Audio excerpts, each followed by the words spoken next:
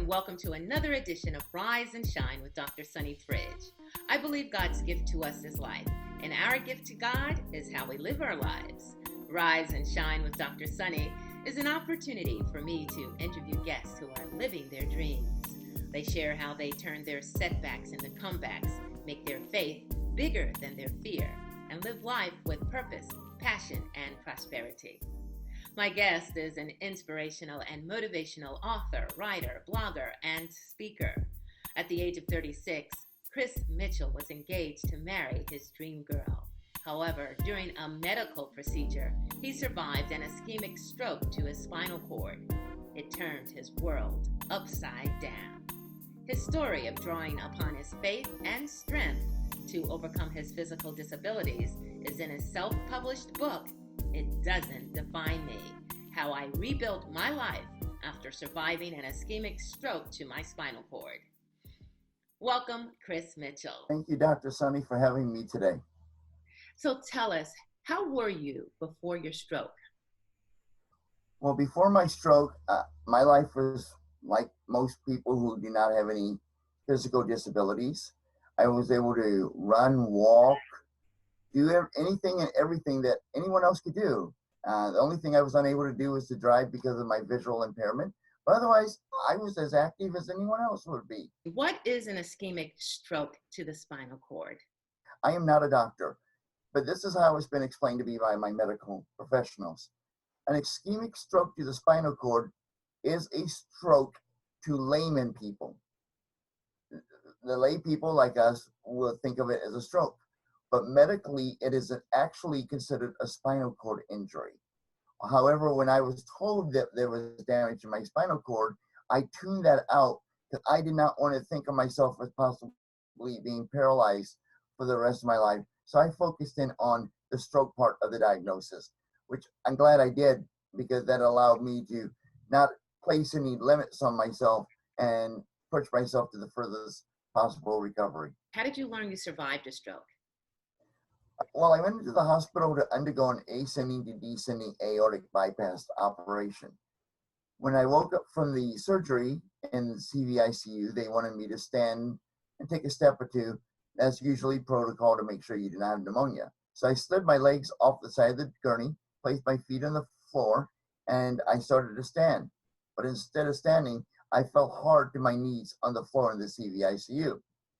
We all thought it was a fluke, and we tried it again 15, 20 minutes later. Second time, I felt even harder than I did the first time. That's when the medical professionals knew something was wrong, and within a few days after an MRI, a neurologist explained to me I had survived an ischemic stroke to my spinal cord. So what motivated you to fight this? Well, at the time that I had experienced my stroke, I was engaged to my dream girl, and we were going to get married in a little less than a year. And I wanted to get my life back on track for her and for us to have that happily ever after every engaged couple is envisioning during the time of their engagement as they work towards their wedding date. But before you were able to be married, it took a lot of faith. And I think we should probably mention that you had some other medical conditions. I was born with some birth defects caused by the rubella syndrome. Some of those included a constricted aorta and cataracts that left me legally blind, 2,200 in my left eye, 2,300 in my right, unable to read out of my right eye, and have very little, if any, depth of 3D vision, perception. Thank you for sharing that. So what's your journey been like since then in terms of what were the stages for your recovery? Talk about some of them. Let's start with my disabilities. With my disabilities from a child, I came into the world behind the 8 ball. And I believe that those obstacles, which seemed big at the time, were actually preparing me for something God had for me later in my life, which is the ischemic stroke to my spinal cord. And when I had to battle to do things that my peers did, which was harder for me to do, like riding a bicycle, running, walking, climbing, or just being able to keep up with my peers, or even the kids younger than me, I think that gave me the determination and the strength that I needed to be able to draw from those past experiences so I could overcome the ischemic stroke to the spinal cord that God knew I was going to have later on in my life. I remember we are members of the same Toastmasters Club, and I remember you giving a speech that talked about some of the challenges that you faced even as a teenager in school because of some of the disabilities. One of the disabilities, now I don't know if it's from the birth defect or not, but one of the issues I had to battle is ADHD. And that got me into a lot of trouble, got me kicked out of a couple of schools, including my high school. But by my hard work and determination, because God gave me the strength to have those tools within me and from previous experiences in my life, I was able to earn. I don't like to say I was given because I believe I had to earn it. I was earned the privilege to return to my home high school and graduate with my graduating class in 1980 something. That's all I'm going to say about the year.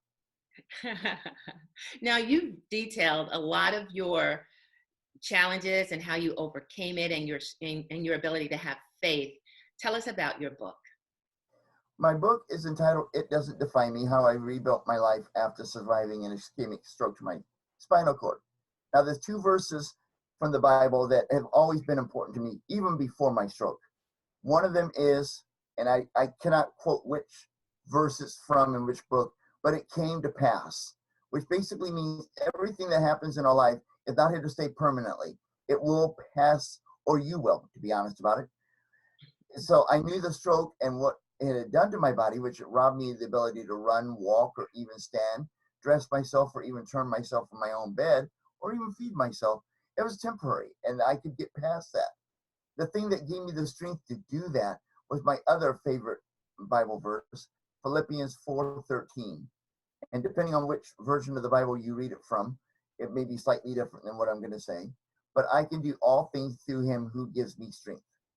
And I believe that no matter what is put into our life that God allows into our lives, he also gives us the ability and the strength and the tools and the resources to overcome or accept any challenge that he puts into your life. It's like what you say in your intro, which I'm going to paraphrase a little bit. It kind of relates to a line I saw in ER, which kind of connects to your intro. Your talents are God's gift to you. What you do with those talents is your gift to God. And I believe that he does equip us for everything that happens in our lives. And I do talk about that to some extent in my book. It Doesn't Define Me. Wonderful. What was your inspiration for writing your book? Well, I survived the stroke in 2002. And in 2011, I was selling on eBay. And I was not feeling fulfilled at that point because I was just selling sports memorabilia. And I wanted to make more of a difference in the world. And my 10-year anniversary was coming up of the stroke. I thought this would be a great time. My teachers in school always said I had a gift for writing, to write down what I went through and kind of process it and look back of where I was and how far I came in the last 10 years. That inspired me to write the book. And as I started writing it, I realized my story of It Doesn't Define Me.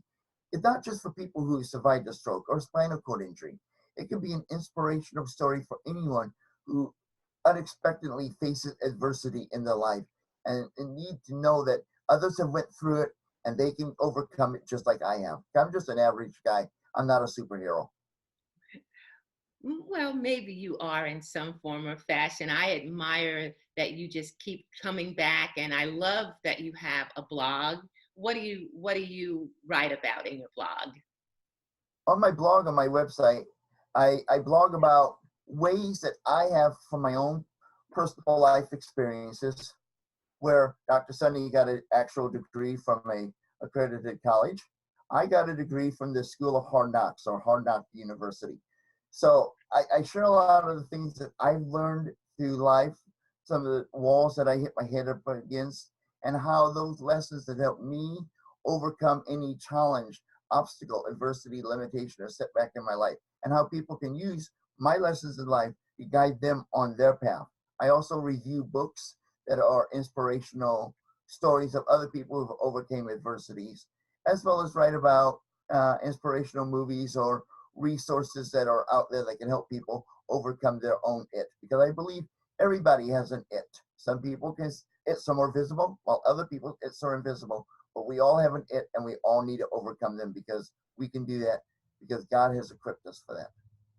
Awesome. I love it. I love that it. We all have some type of it. So you've really given us some advice, but is there any specific advice that you want to share with our viewers and listeners? Yes, the advice I would give to anyone, whether they be a viewer or listener or anyone I can stop on the street and make them listen to me for 30 seconds, would basically be you have an it. Everyone has an it. Don't let that it define who you are, because you can define yourself. Mhm. No one, which I put in my tagline on my emails, no one can do it for you. No one can do it to you. Only you can define who you are by overcoming your it. And don't let anyone tell you what you cannot do. And don't let anyone tell you that you're not good enough to do anything. With God in your corner, you can do anything you want in your life, and go for it. Amen. Amen to that. Talk about some of the bumps in your recovery and how did you take them on? There were two major bumps in my recovery. The first one, I had returned home from the hospital. I had the stroke, and then I was in a rehab hospital for 3 weeks. Then I was able to go home. Now, during my first couple of weeks at home, I started having a burning pain in the back of my leg. And I thought, oh, the best way to help this is some nice hot showers. Well, the pain did not go away. And I went to the emergency room and discovered I had life-threatening blood clots in my leg. Note, do not do hot water on your blood clots. That can embolize them and you have a really big problem. I was very fortunate that it did not turn out bad. So I wound up back in the hospital on an IV drip to get my blood thinned, facing the fact and being told by doctors and nurses, if you move your legs too much, they can embolize and you could die. And those nights in that hospital were the longest nights of my life, but yet I spent those nights praying to God that I would survive, because I did not want Kim to be without her husband. Because I've seen women who, and this is not an insult to anyone, but I've seen women who had lost their fiance before they got married, and many of them are the shell of who they used to be. They never get over that. I did not want to put Kim through that. So I prayed about that, and I became really close to God. And I'm not that I want to kill myself tomorrow, but I'm not afraid of dying anymore. That helped in that area. The other bump was about 6 months later, when my progress in rehabilitation therapy started to slow down. And the therapists that were working with me said, there's really not that notable or noticeable improvement on your chart. And your insurance company is not going to cover this anymore. And I looked at him and I basically thought, the insurance company may be giving up on me, but I'm not giving up on me. I found ways around the house to start doing my own physical therapy. And much to Kim's unhappiness, I was walking around the house grabbing onto things when no one was at home, where I could have fallen and gotten hurt.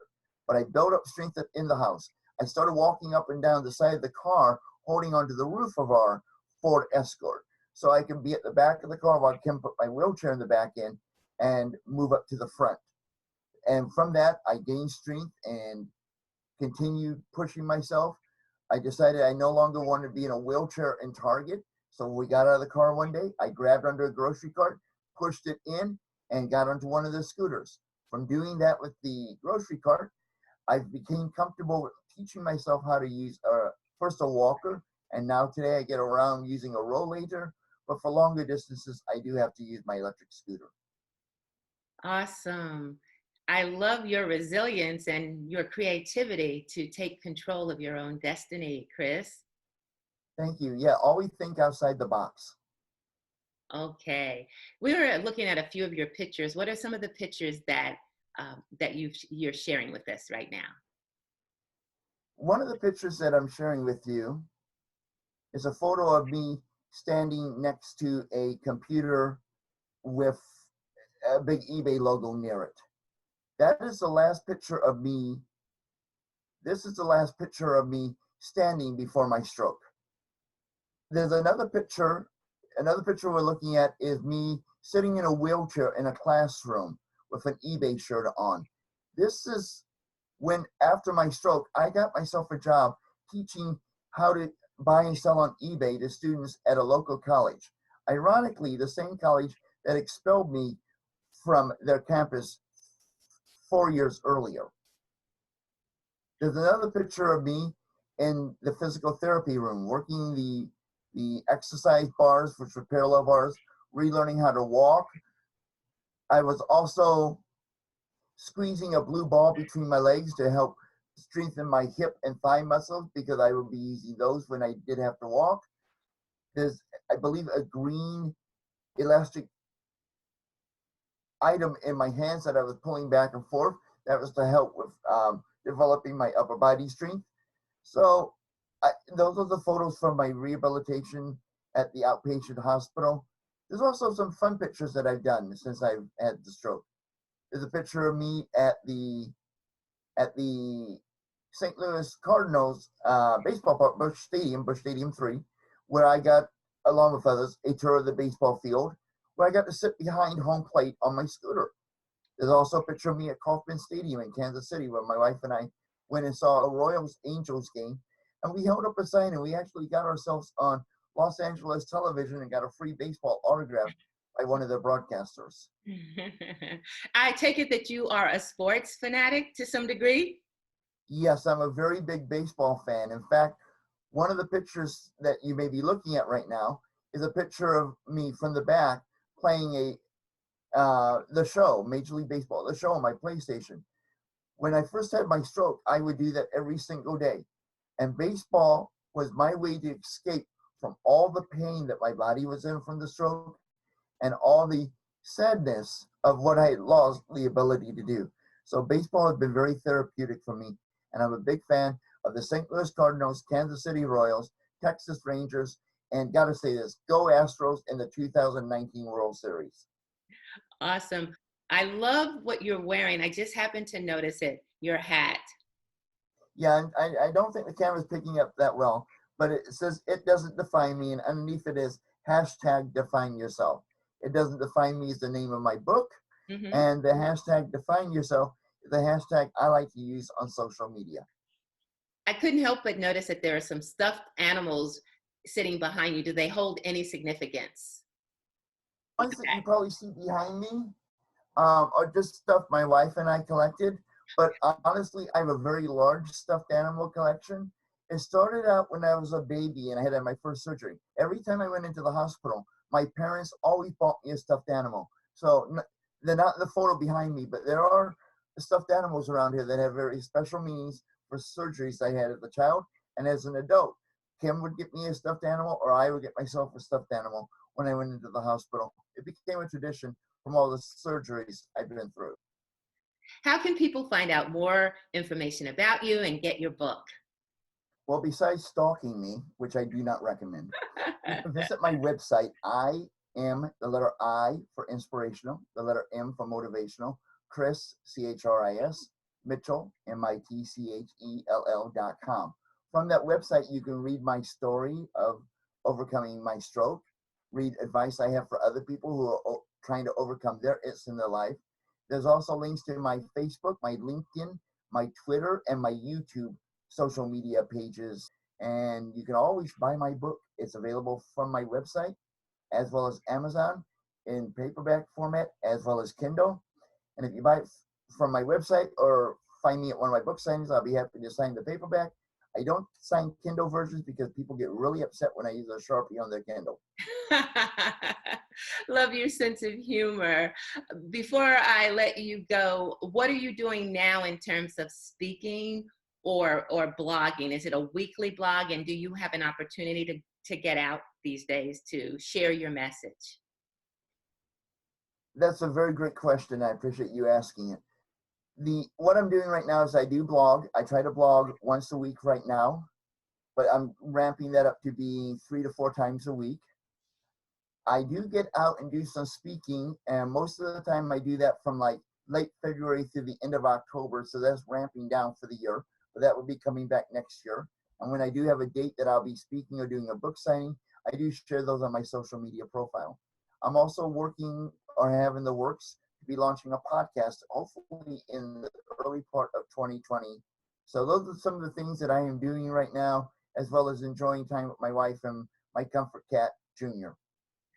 Thank you so much, Chris Mitchell, for sharing your inspiring story, sharing your book, and we look forward to hearing more from you in 2020.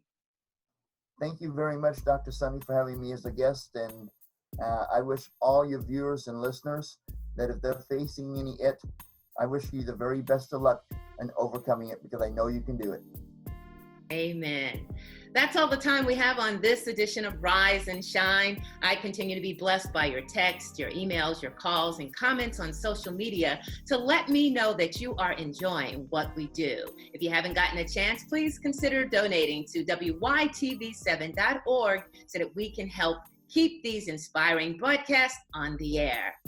For more information, you can find me at sunnyfridge.com. And please like my Facebook page at facebook.com/I Rise and Shine, or listen anytime to Rise and Shine podcast on iHeart, Spotify, and Google, to name a few. And if you're not on social media, you can find all my shows and podcasts at wytv7.org/rise-shine. Thanks so much for watching and listening. I'm Dr. Sunny. Remember, it's your time to rise and shine.